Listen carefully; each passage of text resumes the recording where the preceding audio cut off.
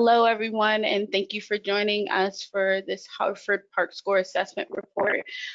Thank you for your patience also as we get started. We're really excited about presenting this information to you today, and it's going to be a rapid fire 1-hour session. So I hope it's a good time. I hope you all have fun, but also enjoy the content that we're sharing. So on the next slide, I'll be talking about, next slide, please, thanks. An overview of the webinar today. We're doing the welcome right now, but we'll be taking a moment to do the project overview. During this webinar, we'll present an overview of the project, introduce our project partners and their role in this work, share data and the report details to support your read-through of the project's report. And we'll hear from some of our youth interns and BHCA on the project. And we'll conclude the hour with final thoughts from our partners. If we have time, we'll leave some space for questions, but if we don't, we'll be talking among the panelists and the project partners. Next slide. This webinar will focus on the concluding report from the Hartford ParkScore, a project partnered with the Trust for Public Land, Hills Civic Association, and the Connecticut Green Bank that details the completion of a park assessment for the City of Hartford. The report consists of 2 parts, an assessment of all parks in Hartford and a comparison of the park system in Hartford with other cities in the state and nationally to identify the strengths and weaknesses of our system. The detailed report highlights the systemic need for investment in Hartford parks, particularly in neighborhood parks. And overall, the report sparks a conversation, and we're hoping that it generates a conversation for you all too about parks benefits and stewards and park development and maintenance across Hartford public green spaces. The partnership that we had for this project is one, for the records here in Connecticut, is one that I'm really proud of. We have brought together unique entities, local perspective, and had the opportunity to give youth the exposure to parks as a career field. It's hard to quantify the benefits of this parks partnership, but it has been felt throughout the project, and I believe from the community and the youth. So I want to welcome my partners to share a little bit more about their organizations and their role within this project. We'll start with Trust for Public Land, then Blue Hills Civic Association will follow, and I'll represent for the Green Bank. Walker. Hi everyone, it's good to be here with all of you. My name is Walker Holmes. I'm the Connecticut State Director and the Mid-Atlantic Regional Director for Trust for Public Land. We're a national organization that creates parks and protects land for people, and for 50 years we've been working hand in hand with communities to create the parks and the public spaces that everyone needs and deserves. And specifically, we believe that access to nature and the outdoors is a fundamental human need. And the reality is that far too many people don't have that. 100 million people do not have access to a park within a 10-minute walk of home. And this is the outdoor equity gap. That is our work. We want to close that gap. So the origin story that brings us here today to talk about this work comes from a conversation between Trust for Public Land and Connecticut Green Bank about the environmental data gaps in our state. We know that there are many, and we asked, well, what data do we need about Connecticut's city park systems in order to know where park investments, where environmental infrastructure investments are needed? And so really that's the starting question, is how do we know where are new parks needed, which parks need improvements? And the short answer is that communities tell us. The longer answer is why we're here today. We work with communities and partners to gather the information and the data, and then we analyze it and map it to help communicate park needs, and we call this process ParkScore. So for the rest of the hour, we'll be talking about this work that that everyone has done together, and we're asking the questions, you know, is Hartford's park system serving the needs of people in the city?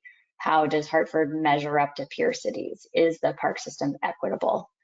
So I'm excited to be here with all of you today, and I'll turn it over to the next ones. Thank you. Blue Hills, I know Danielle Middlebrooks, and I'm not sure if your other Blue Hills reps are on the call yet, but please tell us about your part in this project. Fantastic. So I will go until they do join. I am Danielle Middlebrooks. I am a capacity building consultant, and I worked with Blue Hills Civic Association doing some of their summer youth employment and learning programs.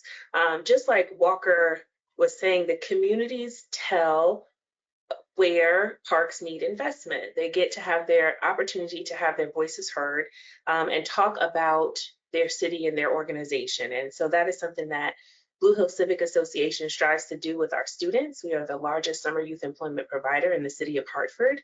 And this project was presented to us as a need to assess parks in Hartford, which aligned with some of our youth advocacy, our youth safety, and our social justice initiatives that our Tier 2 programming was working on. And I hope that you'll get a chance to hear from Brother Lovejoy a little bit more about those programs. We were able to come together and leverage not only an opportunity to employ our youth over the summer, but give them an opportunity to learn, explore, and experience green jobs, mapping software, technology, all while getting to know their parks in Hartford and understanding if they are not using their parks, why or why not, connecting with community members in the parks, outside. It was an incredible experience for us as an organization, for our communities, and for the students who participated. And so we are excited to have been a part of this project and this program to connect with the Green Bank and the Trust for Public Land. And I'm excited to share more and have our team share more during this hour. Thank you. Thank you both. And I am Ashley Stewart from the Connecticut Green Bank. And the Connecticut Green Bank, with over a decade of work in the energy investment space on the behalf of the state, has been successful at doing tons of programs across energy and clean energy and storage. But in 2021, the governor and the legislature gave a scope expansion to the Connecticut Green Bank to do more than just clean energy solutions, but to include environmental infrastructure. And we defined environmental infrastructure through that legislation as land conservation, parks and recreation, water, agriculture, and waste and recycling. This meant that the organization needed to lean into new areas, support research where needed, and to seek opportunities to align our mission and goals with our most vulnerable residents in the state. So we led in developing this project. It was a byproduct of our stakeholder engagement process early on in 2021 and 2022. Like Lee and Danielle mentioned, we sought out partners to help us figure out what parks investment could look like and where those needs were best allocated to. In the direction of basically, we just wanted to support parks investment needs in our capital city. And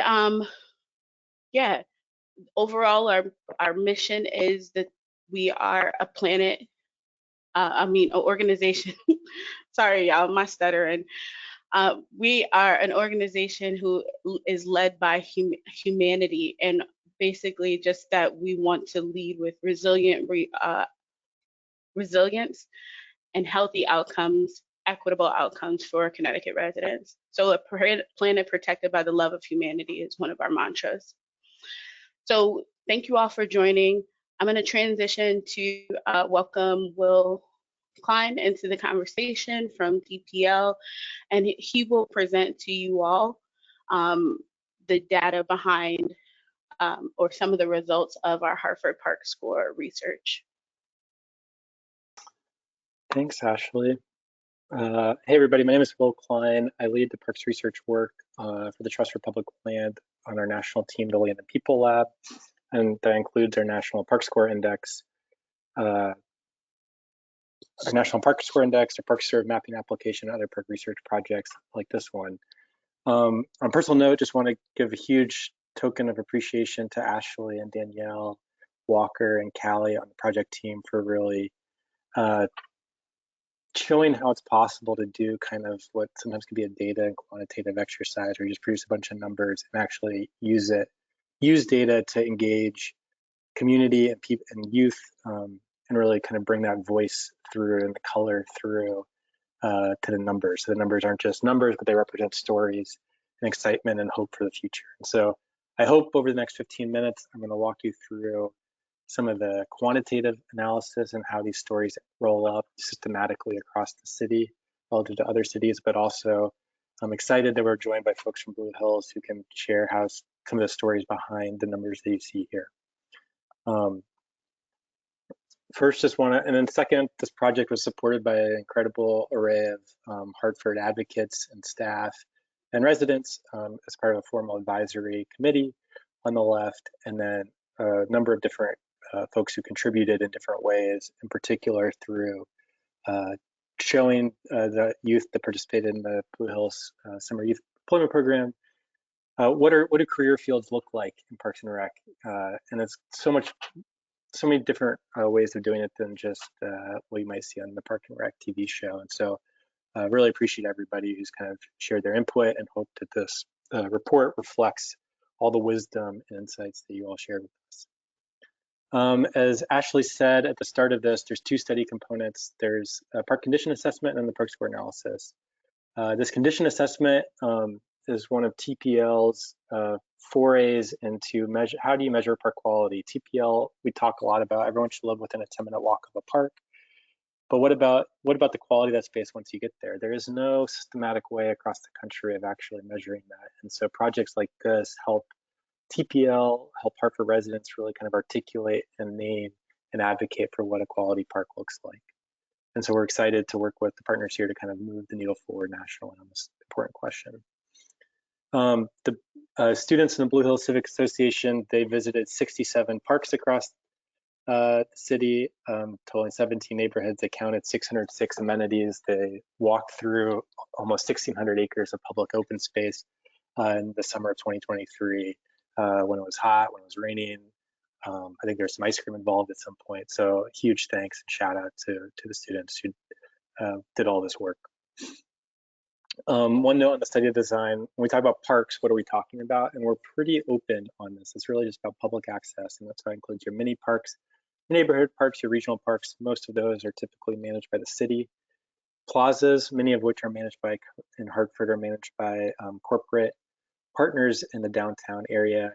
Public schoolyards that are open to the public, they're managed by Hartford Public Schools. And then there's a couple of park-like spaces, we like to say, such as some of the publicly accessible cemeteries. So all of those were incorporated in this study. So the first study looks at a park condition assessment. What is a park condition assessment?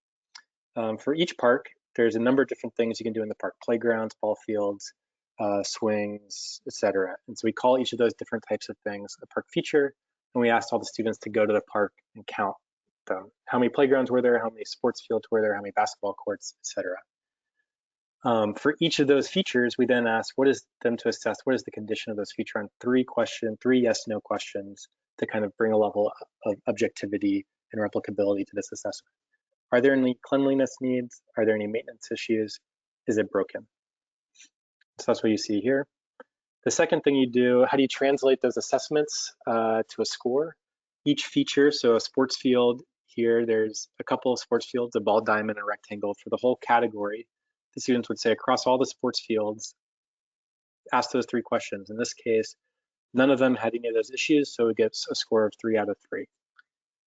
For the play areas, however, when they looked at the play areas at this park, there was a trash can that was overflowing, so it didn't get the cleanliness point. That was a no. Or that was a yes. There was a cleanliness need. So it only gets 2 out of 3 points for playgrounds. You then add up the points and divide it, and you get 83% as the score for the park. Pretty complicated math, only kidding. So it's a pretty simple way to just kind of do a quick assessment of like what the condition needs of a park are. There was one kind of funny thing is you'll see this later on in the presentation. If there's like a brand new facility, there's an option to give like a bonus point, so you can get above 100% if something was brand new. In addition to that, we asked the assessors and the students to kind of a more standard question: how likely are you to recommend this park to a friend or colleague on a scale of 1 to 10? And so this score, which will be is shared in the report as a companion to the condition score, gives you a little bit of perspective of high school students in Hartford. What are the things that they like to do? What do they see in the park that may not be captured in just kind of an objective condition score? So there's 3 insights from the assessment that I want to walk through and you can get into further detail in the report. The first is when you look at the different park types across the city, neighborhood parks have the greatest need. And so you can see here the neighborhood parks, you have the condition scores for each of the 5 different types. Plazas that I was mentioning, most of the plazas have like brand new features. So on average, they scored above 100%. On average, plazas have brand new stuff. And that speaks to a lot of the great work that the IQUIL partnership in the downtown district area folks have done to really make that a well-maintained, cared for space. And you can see that show up in these ratings. Regional parks and mini parks scored in the 80% range for condition, which is about average. What we see it, and you see neighborhood parks and schoolyards, both of which serve similar purposes and are kind of throughout the city, scored on the lower end at 73 and 76%. You'll see the self ratings don't exactly map. I think one thing that's interesting when you look at the low score for the mini parks and schoolyards is it reflects when you go to a mini pocket park, it might just be a monument or memorial. And so as a student, you're like, what is there for me to do here? This is not something I would recommend going out of your way to visit. So that kind of brings that perspective to the data. Here's some of the qualitative notes that the students provide on some of the neighborhood parks. Not the safest. They see the potential in them, but poor maintenance, poorly managed. These are the things that we're hoping to illuminate and kind of figure out how do we address to improve the overall Hartford park system. The second finding we found from the condition assessment is when we took all the parks that were assessed, there were 46 parks that actually had a feature in the park to assess out of the 67 total. When you rank them by order of condition score, on the left are the ones that ranked the highest, meaning they had the fewest condition issues. You just read down the list, you'll notice a couple of things that are common to all of them, or almost all of them. Just about every single one either has significant private funding, a friends group, or state funding to supplement the funding source. So when we think about how do we elevate parks for all of Hartford, that's a unique characteristic that we see in the best maintained parks. When you look at the parks that scored at the bottom of the list, you just don't see. So thinking about the role of supplemental funding, public-private partnerships with groups like Connecticut Green Bank, you really see the potential for these types of partnerships and the track record in Hartford of doing this well. And how do you extend that to the rest of the city? The third thing, and this will be in 2 parts, so it's kind of third and fourth thing, is we mapped different park characteristics across the city by neighborhood. We looked at 3 different things: acreage, which neighborhoods have the most park acres, which neighborhoods have the most park amenities, so the things to do, and which are in the best condition. And there's a pretty striking thing that shows up immediately when you look at this map. If you start on the left, when you look at acreage, in all 3 of these, the darker orange are more of that thing and the lighter orange are less of that thing. And so on the left, the park acreage, you can see there's lots of parks throughout the city, and that's like you see Keeney Park in the north, Goodwin Park and Colt Park and Pope Park in the middle and south of the city. And so park acreage is, there's neighborhoods that don't have a lot of park acreage, but there's not clear trend lines when you look citywide. That starts to change when you start actually factoring things that there are to do at the park or what the quality of the park is. Amenities, you see that band narrowing. All of a sudden, the center of the city, which doesn't actually have as much park acreage as the north and the south, has more things for people to do in those parks. And then when you add in the condition data that the students also collected, that band narrows even more. You see there's a really narrow range of parks that are much better maintained than the north or south of the city. So these are sorts of trends that kind of allow this data to ask questions, allow people in the city to ask questions and kind of think about what do we do about this? What causes this? So that's what we want to hope this report instigates, is those sorts of conversations. The second thing we were able to do with the data is look at this on race and income basis. And so if you look at all the parks that, you take all the 46 parks that were assessed, if you pull out the parks that serve the highest percentage Black residents, the parks that serve the highest percentage Hispanic residents, the parks that serve the highest percentage white residents, and you look at the condition score between those three groups, there's a huge disparity by race and ethnicity in Hartford on the condition of the parks based on the race and ethnicity of the people that live adjacent to those parks. And you can see that here, where the parks that serve the highest percentage of Black residents have, a 66% average condition score, whereas the ones serving the highest percentage of white residents on average have something new in every single one of those parks. And you see a similar trend when you just compare low and high income. And so this also helps to illustrate historical patterns of disinvestment in the city and kind of can help inform that sort of discussion. The second part of the study asks us to step back. So all of this is looking within Hartford, what's the condition of the parks? Are there patterns that could help us identify things, what we could do differently going forward? This part asks, how does Hartford compare to other cities across the country and in Connecticut? And that's what we call the ParkScore analysis. The ParkScore is an index TPL is conducted for over a decade nationally among the 100 biggest cities. Currently, the methodology is these 5 categories: acreage, access, equity, investment, and amenities. Kind of acreage and access, looking at the amount of park space and if you live close to those parks. Investment amenities, looking city level, is there enough money to maintain high quality parks? Are there enough things for people to do? And then the equity metric, looking at, is there fairness and have access to parks, park space? And each of these have specific metrics that we actually measure and score cities on a 1 to 100 basis for each of these 5 categories. So in Hartford, we applied this methodology to Hartford. Hartford's not one of the 100 biggest cities. That's why we're doing this custom work. We can apply the methodology and use that data set to compare Hartford against big cities, and then also in partnership with other cities in Connecticut, cities and towns in Connecticut, we're doing the same exercise. We've done the New Haven and Stamford, so we can compare Hartford, New Haven, and Stamford, and could we do this for the remaining cities and towns in Connecticut to build that statewide data set to kind of really guide kind of big thinking about growing the quality of parks across the state. So in Hartford, when you pull in all this data and compare it against the biggest cities in this country, 100 points on any of these categories means it's among the best in the country at that. 1 point would mean it's among the lowest. 50 would mean it's about average. So immediately what you see is on the access metric, which is the percent of residents within a 10-minute walk who has access to a nearby park. Hartford is among one of the best in the country. Huge strength of the city.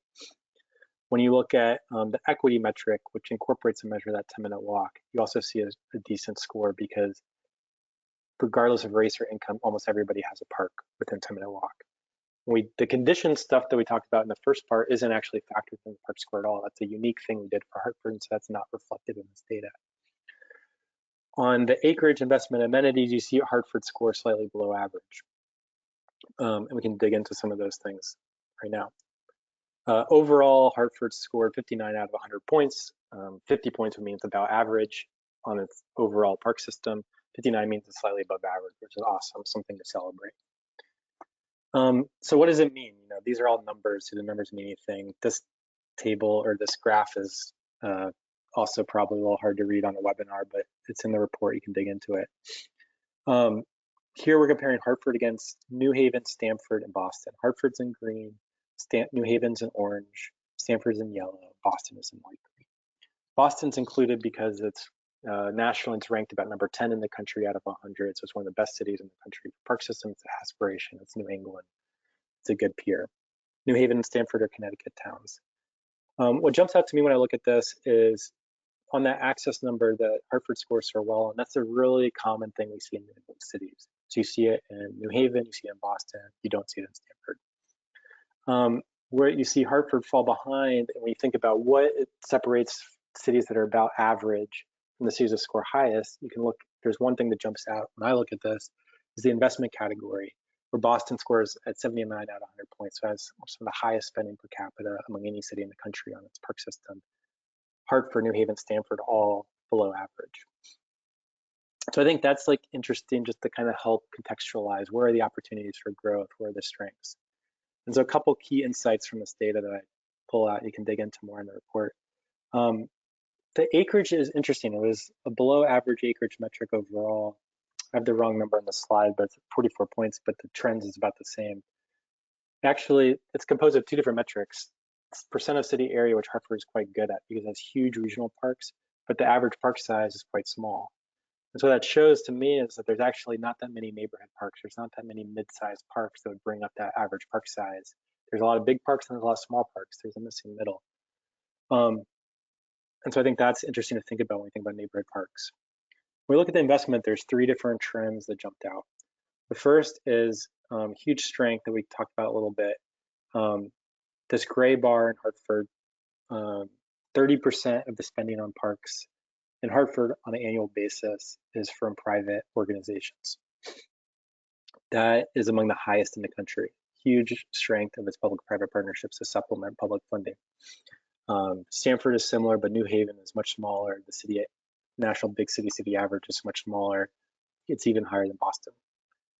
The second, however, though, is the flip side of that is actually the public spending, the city spending in Hartford is below average nationally, and that's what kind of drags down the overall investment score. So you can see $93 per person on average is spent by city park and rec agencies across the country.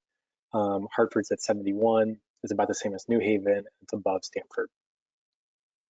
And then the third is there's a glaring lack of color, the color orange on these Connecticut bar charts or pie charts.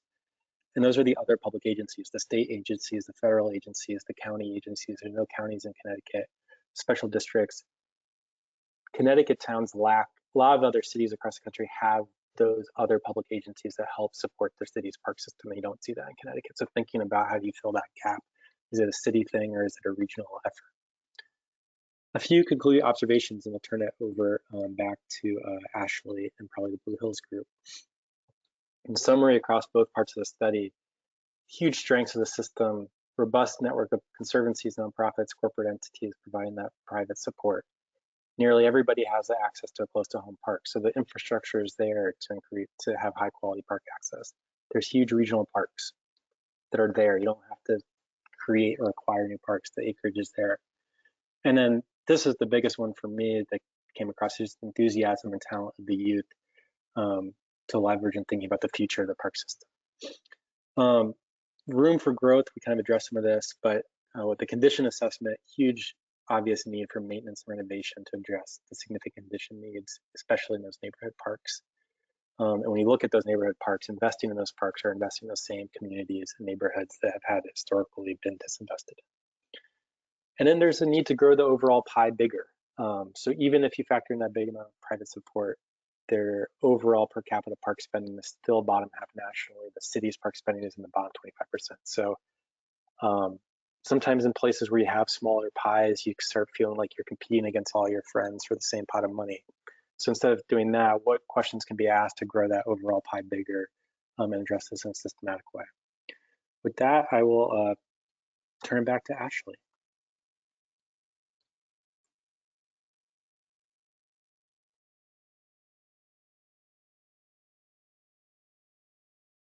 Thank you, Will. That the data there is impactful, and I am glad to have been a part of this project to have this information gain light.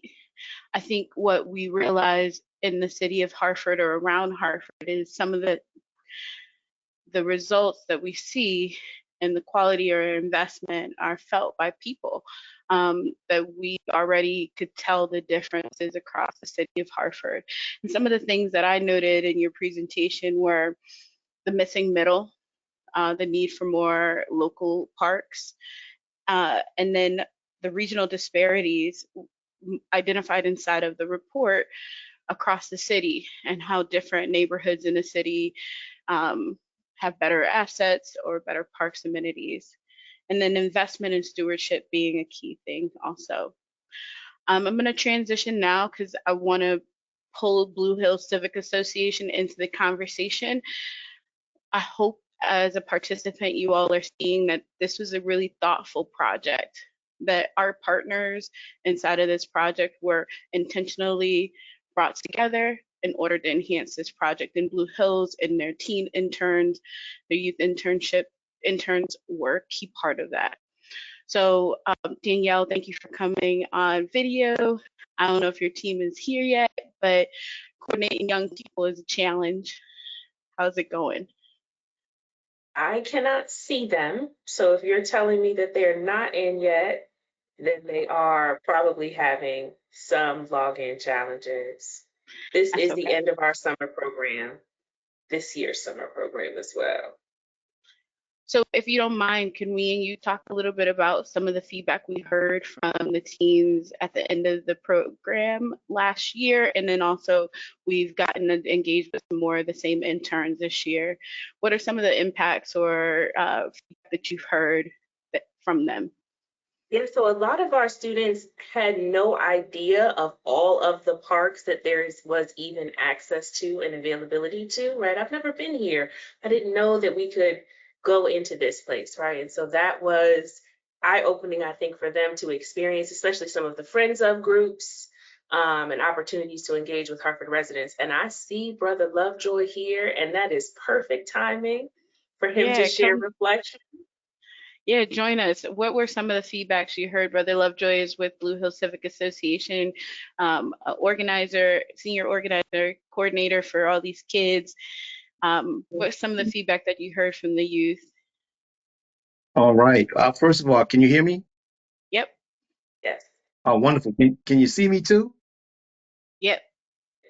All right. Oh, we're cooking with gas. I'll say this. Number one, this was a gigantic opportunity for us here at BHCA and for the tier two interns that actually did the legwork, as well as the staff. I mean, we really had to gird up our loins to be able to take on this task. Number one, getting out with young people during the summer, and it was some hot days to say the least, is always a challenge. But not only that, trying to move, some 75 teenagers from one location to another location.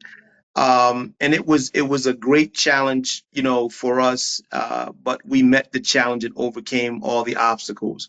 What we heard in terms of feedback from some of our young people, first of all, they really enjoyed the base park, the park in Glastonbury, and they really wanted to Model just part. stay out there all day long. That's the model park, right? Yep. And so that really set a precedent for them in terms of what a high quality or highly resourced park looks like. And then to have them go into their own neighborhoods across North and South Hartford and to get a ground view, of what the parks actually look like. Some things that we heard, and I'm paraphrasing, but is this a park? Because they didn't know what a parklet was. All right. Number two, some of the amenities that were in the model park, just were not there in some of the inner city parks of Hartford. Also, cleanliness was another major factor that we saw in the Hartford parks, as though they're not necessarily taken care of as well as the model park was.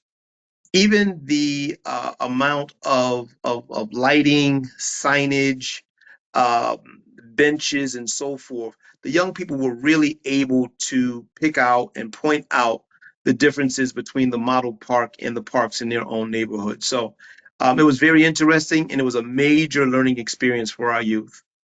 Yeah, let me share with the audience. The model park we used was Glastonbury's Riverfront Park. It's a former brownfield that was developed or redeveloped into a really well-suited park, and we used that at the beginning of the summer for the kids to do their assessment on, but also to have in mind as they did the Hartford Parks assessments across all of the other parks. So some of the things that I remember the kids sharing at the end of the summer were the amenities, like not ever seeing any public bathrooms and how challenging that was when for them, but also for parks participants. And then also there was a portion of it where they asked parks attendees or people around the parks questions about their experience at the park. And they had a lot to say there too. about the quality and care of Hartford's parks. But Lovejoy, if you would talk about the parks assessment and the safety initiative and explain how we leverage those together and what safety is. Sure. You know, we have been working on a campaign here that probably started a few years ago and has really gained more focus over the last 24 months. And that's our safety campaign. Safety is an acronym that stands for Safe and Friendly Environments Transform Youth. And we did some research and found that the social scientists have basically concurred that green spaces help to reduce trauma in individuals, families, and communities. And so for us to have the opportunity to be able to take these young people, and 99.9% of them are from the greater Hartford area, inner city, many of them representing families who live in some of the most distressed or most traumatizing areas in the city of Hartford, to have these children to go into the park meant much more than just a park assessment. It was also an opportunity to prove that safe and friendly environments, meaning parks, can transform our youth for the better. Yeah, in our communities, because there's a lot of research around the health benefits to having outdoor space and healthy outdoor spaces. So yeah, you're right in line with all of that. Um, I got the pleasure of working with two of the interns this summer that were a part of the parks assessment last summer, and hearing from them about, hey, this was really important and really, really impactful work for them in their formative years. So yeah, I think the last thing that I'll mention before I ask you all for like final thoughts around the interns program is how important it was for you all to be a part of this project as not an environmental organization, but an organization that is tied into community and tied into the Mhm. community's needs. So often environmental organizations struggle with reaching or developing partnerships with diverse and non-environmental groups. And I'm really proud of the fact that you all came and saw this mission in alignment with your work, even as we all had different individual organizational missions. I'd love to hear y'all's final thoughts on like before I transition to the next thing on like the youth's role in this and their voice in this report. So Yeah, I've I think, learned never I no, was please going to say, continue, I've Dan. learned never to speak after Brother Lovejoy. Brother Lovejoy is the closer, okay? So I'm going to go ahead and drop a little final thought there now and let Brother Lovejoy give his closing remarks. But one of the things from a capacity building specialist perspective is the way this partnership worked together to build out this parks assessment, the work that Will did in sort of scripting out some of those areas for us, and us being able to, knowing the city, make adjustments and bring those types of things to the table. It was a true collaboration to get us to this data that we've gotten to. And so I think that speaks to just partnership and what great things that partnerships like that bring. Thank you, Brother Lovejoy. Yeah, definitely. So many opportunities really sprang up from this collaboration. We are summer youth employment during these summer months, and Blue Hills Civic being one of the largest provider of summer youth employment in the city of Hartford. You know, we take great pride in the opportunities that we give to our young people. So yes, the environmental benefits and the connection to our safety campaign, but also giving our young people an exposure to different types of careers, giving them exposure to different types of data and research, giving them exposure to the opportunity to be able to use data and information, collecting and sharing to improve their own neighborhood is really immeasurable. And I think, you know, we're going to produce a couple of dozen more Ashleys in the way. I would be honored. And also, I am so proud of them. And every time I got to engage with the youth, I'm always impressed with the work that they did, but also how they found it to be relevant to them. I told our 2 interns, like, either you are going to be environmentalists or you're going to be really awesome citizens. And either That's great. way, it feels like a wonderful investment. So I'm glad to have partnered with y'all. Don't leave just yet. I'm just going to actually transition to call Walker into the conversation because I'd love to talk about what next. What do we hope for out of this? And Will, please come back on. What next? What are we hoping for out of this report? Do you want me to jump in? Sure, haven't heard your voice in a little while. Sure. It is a lot of data. It's also a lot of real people gathering real information and understanding why it matters so much. And it's all really exciting because, yes, this ParkScore analysis, it measures access and acreage and amenities and investments and equity, but it's data about our Connecticut cities and their park systems that to date hasn't been available. And so Will mentioned this, our goal is to complete an analysis like this for the largest cities in Connecticut, largest 5, maybe the largest 7, so that we can understand the larger dynamics of Connecticut city park systems and then work with partners all over the state, the folks here and the folks in all the cities, to advocate for more funding for city park creation, more funding for improvements and stewardship and maintenance. And so we're asking, given what we know now in Connecticut cities, what's holding us back and how can we work together to make more progress? So at this point, we've completed analyses in New Haven, Stamford, and Hartford. We have a few more cities to do, and then we'll roll up these findings and make the case for change and make a really strong case, I think, for the investments needed to make that change possible. I loved it when Will said, well, let's make the pie bigger and make it possible for all communities and all Connecticut cities to do great things with larger and larger pieces of that pie. Yeah, from the Connecticut Green Bank side, one of the things that we were interested in is with the scope expansion to include parks and recreation, where are the needs for investment most, right?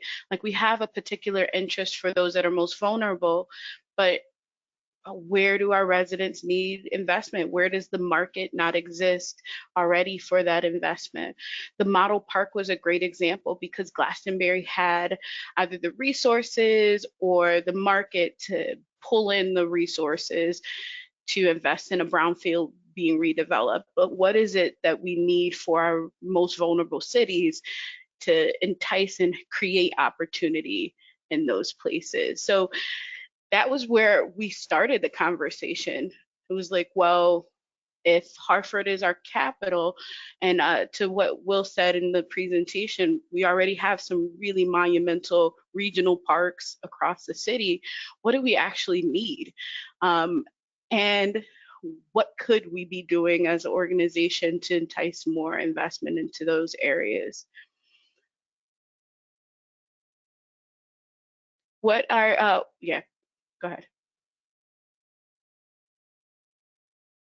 Sorry about that. I think from a BHCA perspective, it's something that I know Brother Lovejoy would have reiterated is ensuring in terms of what's next that we don't lose the fact that the conditions and the lack of investment in the north and south ends of Hartford are not necessarily reflected in the overall park score, right? And so how do we, as community members who have seen this, as our youth who have gathered this data, not lose that in the conversation?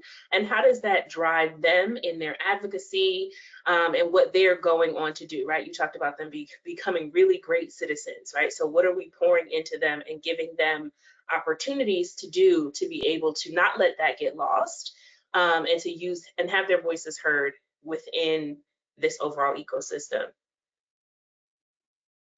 Yeah. It's true that that particular interest, although as a Hartford resident and being from this area, is something that is felt, like the lack of investment in those regions of the city. But having this information to support what's being felt was really, I mean, for me, confirming, I think for some of the students too. I agree.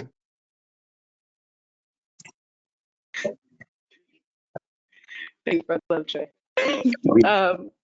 Any other thoughts on like what next? What do you hope for out of this ParkScore report? Even for the broader audience that is watching or will be listening to this recording later, what are we hoping that they get from this report being accessible to everyone? Ashley, if there's something I would add, right, Sure. it would be how do we keep our young people engaged, right? We see this and saw this as more than just a token opportunity.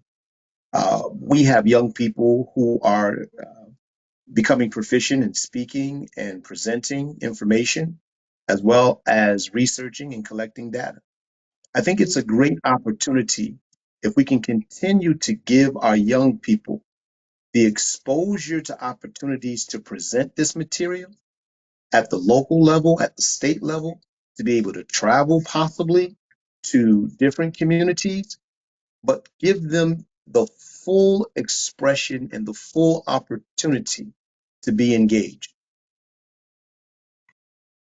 Yeah, I agree. And I'd add to that and to vision out solutions, because things that I heard them say were that they wanted rangers. And they were like, well, can't park rangers do some of this? And I'm like, Mm, although that is not like it's something that applies in other places, but thank you for bringing that into the conversation, because maybe it is a solution we should be considering for the city.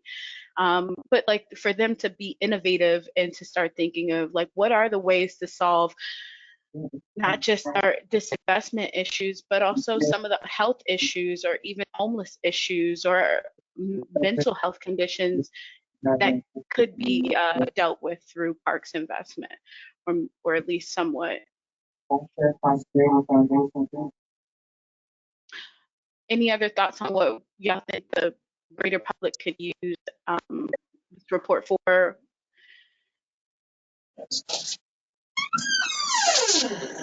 I can offer a national perspective.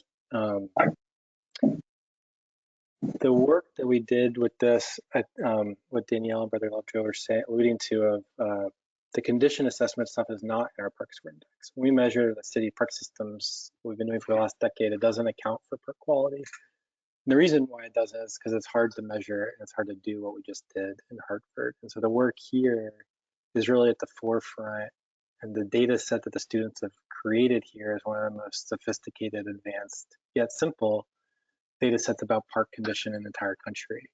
And so this is a model that, was really, enjoyable to work with all of the partners and motivating to kind of how do we do this next. We've already had a conversation where we're replicating this work in the city of Newark, where Danielle has kind of shared lessons learned from this with other city. And so other cities are also asking, hey, we would love to get this type of data for the same reasons. We'd love to give our youth a chance to engage and, opportunities for them.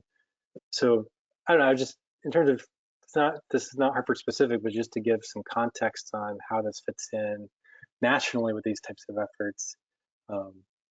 There's a lot of people looking to what we all have done here in Hartford on what they can learn from this and how they can do it elsewhere from just a collaborative and research perspective. And then there's a number of tools and data sets associated with this. And so there's always room for improvement to make those useful to folks advocating in Hartford. And I imagine like follow-ups from this is Brother Lovejoy said, how do you get the youth to empower them to speak on this and present on this? I imagine there's more work to be done to build confidence in the use of the data and kind of adjust how the data is presented in a way that works for folks who are advocating and have ideas. And so that would be great to continue the conversation about. Mm-hmm. So I'll say my final thought on that. What do I hope for the public? Is that from the Green Bank's perspective that we want this data to be a catalytic start for new ideas to increase local resilience through parks investment. We hope that corporations, state government, private foundations, join us in figuring out their place inside of this work for the benefit of Hartford public health, water management, urban conservation, brownfield development, and then park enhancement to create new parks and even to create new parks. I think that we could be sparking another conversation around what next and who, and to find opportunity for more entities to engage in the quality of Hartford's parks and to support the city. So I'm excited about that work and how we can continue to be a part of the conversation. Thank you all. Were there any other comments before I make the last transition? Thank you, Ashley. Well, thank you all. Okay, so I'm gonna use the last couple minutes, if that's okay, to do some thank yous. Do y'all wanna say any thank yous to anyone in particular? Because I have a rundown list. Just leave one note for the wider audience just about Blue Hills Civic Association, right? This is also an opportunity for us to be introduced to a new audience. When Brother Lovejoy said that we are the largest summer youth employer in the city of Hartford, we work with 70 students on this project. We work with more than 350 students in the summer, more than 400 students this summer. And so just to know and have awareness, thank you, of who Blue Hills Civic Association is and the deep work that we do, not only with our youth, but with our families and our communities. Thank you for that, Ashley. No problem. Any other final thoughts, y'all? Okay. So thank you all for your support throughout this project. Thank you to our partners, TPL and Blue Hills Civic Association. Thank you to our advisors. You all were so important to this project being strong and the report being strong. And to those that supported the teens through speaking engagements or trainings last summer, thank you for donating your time and volunteering to support their growth. Thank you to the teen interns. We are excited about your future and about the future of Hartford with you all leading and solving our most challenging climate and infrastructure problems. I can't wait to see how they grow and develop and come back to this content over years. So thank you attendees for spending this time with us the last few minutes. Sorry for the hurdles in the beginning, even the quick talking, but I do think it's smoothed out. Please continue to engage with the partners around this topic. We look forward to hearing from you and supporting parks. So y'all take care. All right, thank you.